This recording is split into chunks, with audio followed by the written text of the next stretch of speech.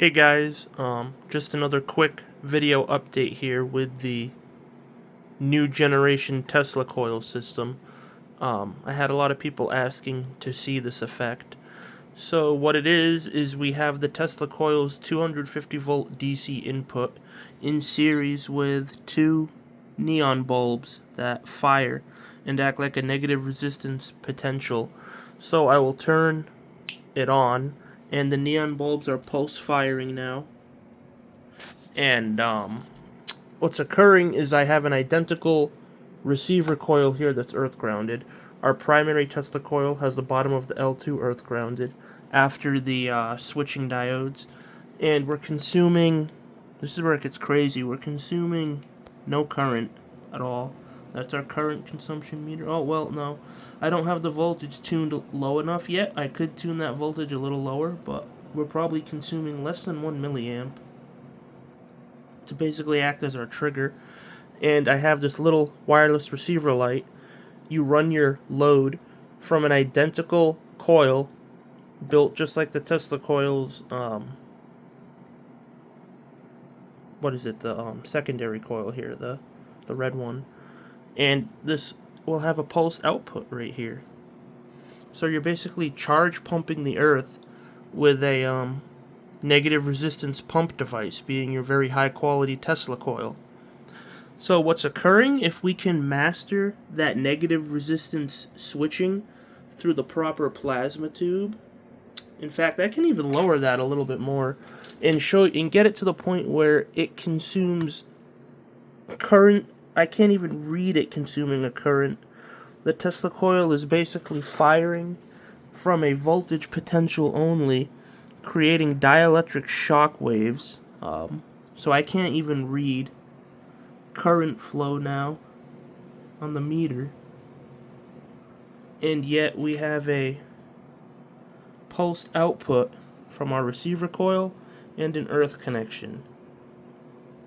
Probably have to get this closer. There we go.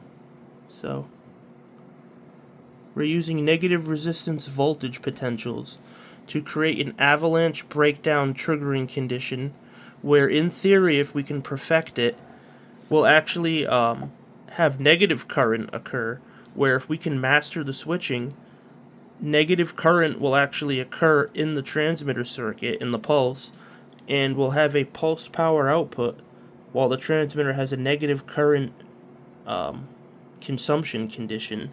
So if people wanted to see that effect, I figured I would show it. So there's different modes of operation you can run the high quality Tesla coil in. You can see that pulsing. If I can contact it, it is soldered so it's tough to contact it. There we go. And if I disconnect this, we will see those pulses in action. You have to be really close to see them.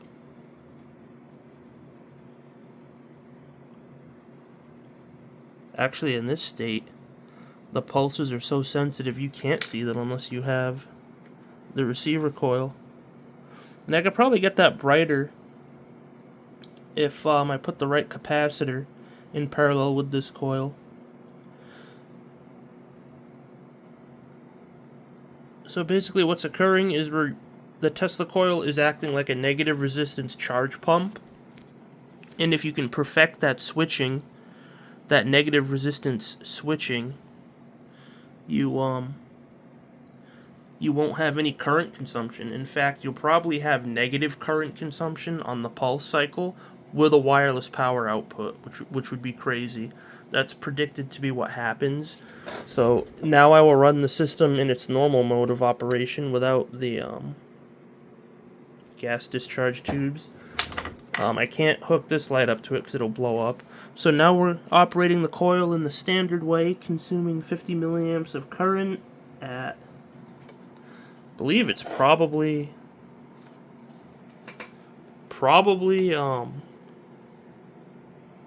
about 180 volt DC input. But what you're seeing here with this coil that makes it so special is it radiates all of its dielectric power into free space. If you get too close, there'll be no power output because it's creating nodal points of energy, standing wave nodal points from this coil. So notice how the fluorescent tube does not activate until we're about 6 inches from the coil. And in theory, at another 12 inches, it'll activate again, if I could get the dielectric field stress high enough, with the voltage input being higher from the ZVS. So, people wanted to show that. I figured I'd demonstrate it. The perfect Tesla coil will be constructed as tall as it is wide. It will be constructed on HDPE firework mortar tubing. So it has very minimal dielectric loss. You want to construct the coil on a tubing that has minimal loss, being a type of firework mortar tubing, which I'm going to get, and it will become the utmost efficient in theory. So what this shows is basically because the coil is trying to excel and operate in a non-electromagnetic mode of operation, being dielectric, longitudinal, induction. Like, that range is just phenomenal. And it creates those stunning effects from our abrupt input and the negative resistance of the sidac we use, or a gas discharge tube, whatever we're using. I have a sidac also installed in this circuit. So I'm fully explaining how to unlock the full power and full potential out of a real Tesla coil. Because all the Tesla coils people play with today, they're not Tesla coils. It's a SPARKY Rumikoff coil that got completely twisted by mainstream science for who knows what reason. But a real Tesla coil is as tall as it is wide to maximize the Q factor. You feed it with the utmost abrupt negative resistance DC impulses to stimulate an earth energy pumping extraction effect once you earth ground it. Give you a good look at the circuitry here. And I can get my phone as close to this as I want because it doesn't interfere with sensitive electronics, even in high power mode, because it's operating under dielectric field tension, meaning it's in a non-electromagnetic mode. And the energy is in standing wave nodal points, meaning, see how I get super close? There's no energy. The field energy, being in free space, from this nearly perfectly constructed coil, is at a 6-inch standing nodal peak point from the coil. Now, if I were to put this receiver coil in that, perfectly centered in that standing wave region, and connect this little bulb to it, this little bulb would blow. And you run your pumped loads from an earth connection,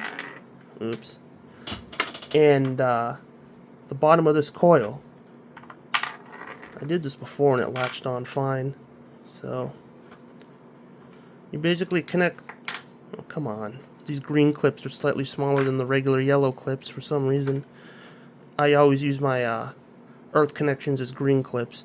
So this incandescent bulb should light from the dielectric induction.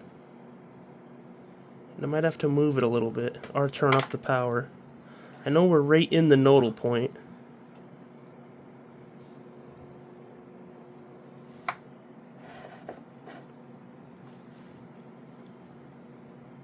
Okay, so I'm going to have to turn up the power just a little bit to get that incandescent lit.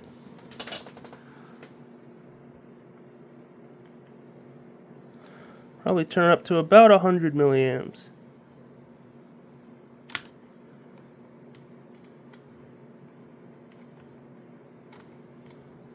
Let's see what happens now.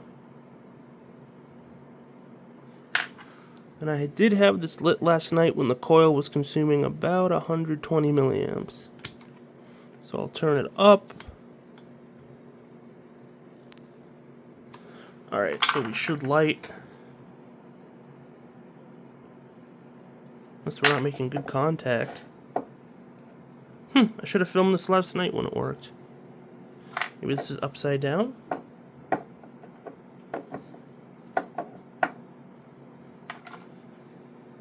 Ah, yes, there we go. It was upside down and out of phase.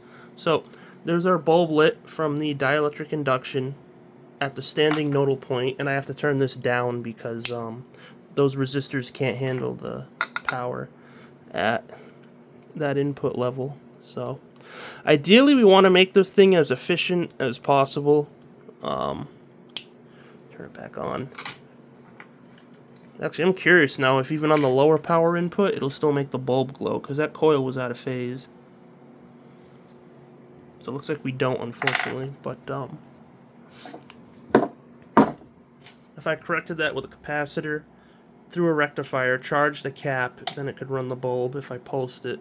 So I figured I'd give people that update, talk to them about a real Tesla coil, educate them.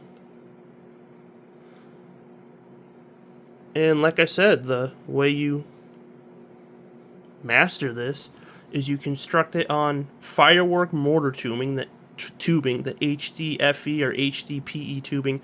I forgot the exact name. It's some type of firework mortar tubing with the lowest dielectric loss. So your wireless power isn't absorbed into the material producing heat. So if I put this in here, the bulb won't even glow, because this coil excels at dumping all of its dielectric standing wave longitudinal energy into free space.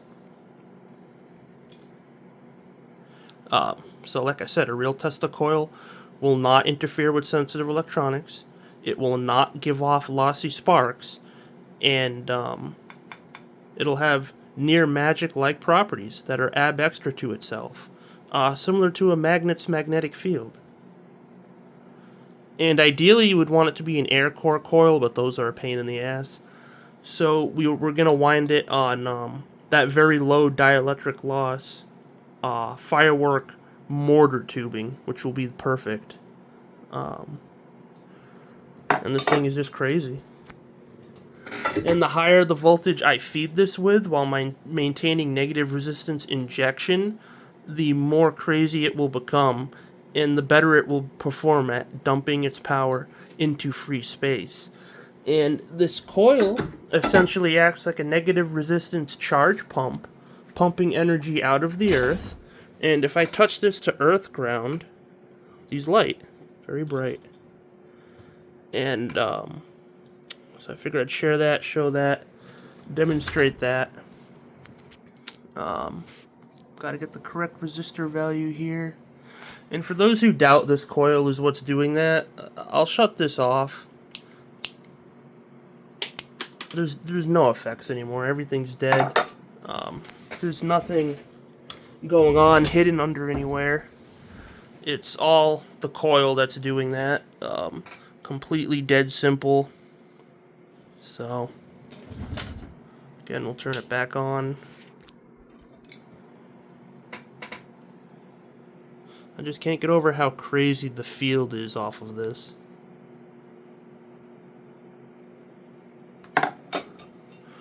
And again, thank you everybody for watching. Feel free to like, comment, subscribe, and I will be selling these guys. If anyone wants to buy one, feel free to email me on my email in the description.